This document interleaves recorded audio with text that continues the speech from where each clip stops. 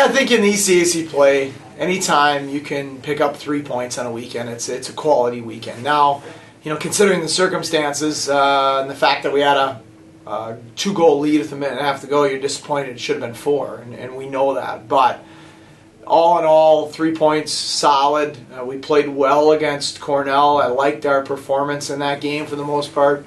I thought we were a little sluggish early against Colgate, and our goaltending and our penalty kill won us that game. We put ourselves in an unfortunate situation to have to kill a lot of penalties off. Some of it, I think, of our own doing. Some of it by calls that I was probably less than agreeable with. But at the end of the day, I think we ended up killing like 21 minutes that night, which is incredible. And our penalty killers and our goaltending was just really, really rock solid, which gave us a chance to get our offense going that night.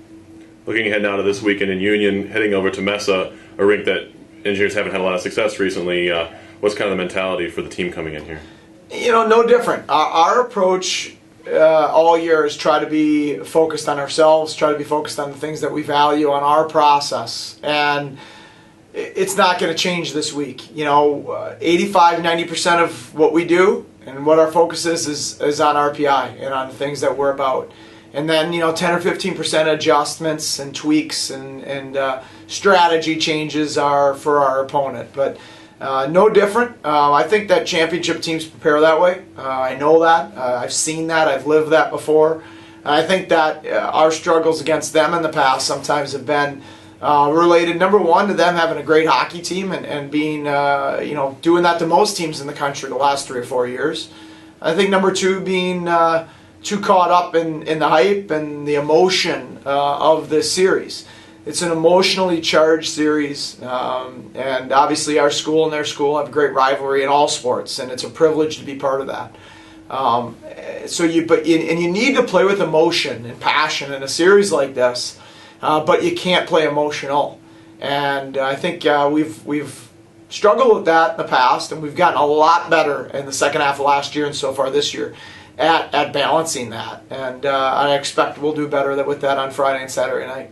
Heading into Friday, just the rink, Mesa itself, seems like it plays, at least to me, seems like it plays smaller than other rinks. Do you see that too, or is that not really something that you guys have noticed? I don't know what the size of the ice sheet is. I do feel I think it's a smaller sheet in terms of the circumference of the rink than ours would be. But at the same time, the game doesn't change that much. We're a big team. Small sheets should be good for us. So it's a real fun place to play.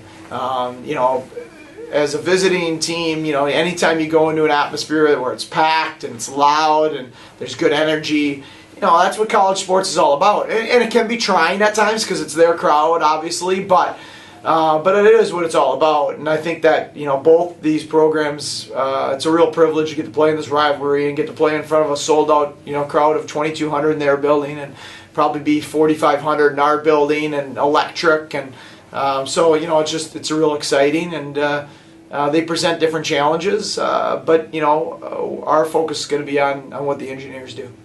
And I guess in your coaching career, have you had two players scoring like Haggerty and even now Brock Higgs, who's kind of stepped in a little bit with some goals recently, play like that? Well, let's not forget Chase Palachuk, right? Yeah. Chase Palachuk scored a lot of goals for us those 2 years. I think he was probably into the low 50s over a 2-year run. So there's a lot of goals. I think 9-game winners his senior year. So I think Ryan's obviously scoring at an incredible clip right now. The great thing is that as good as Ryan is playing, he's even got better in him. And I think, he knows that, and he's doing great things, and we're confident in him. I think he's confident in himself, and at the same point in time, we're excited about the growth that he can still have in his game. So Brock, I think that his line has really been the line that's anchored us, given us real stability and real belief and toughness. Just really like the way that Brock Higgs and Johnny Rodgick and Matt Zinordi are playing. They're playing like men. They're playing like seniors. And when you get guys to do that, it can really elevate a team, and I think that's what they're doing right now.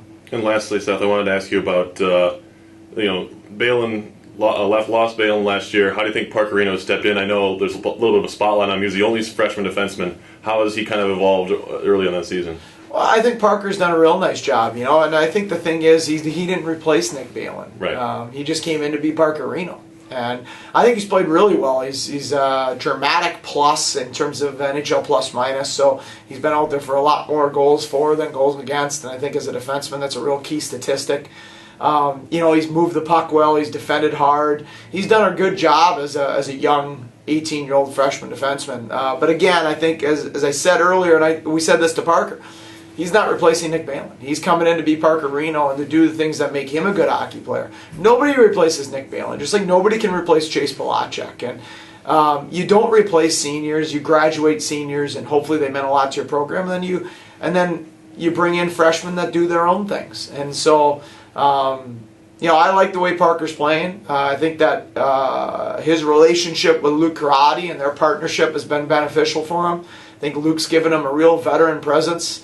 And a real veteran personality to play with, and kind of been big brotherly to him a little bit. And so I like the synergy that those guys have had together.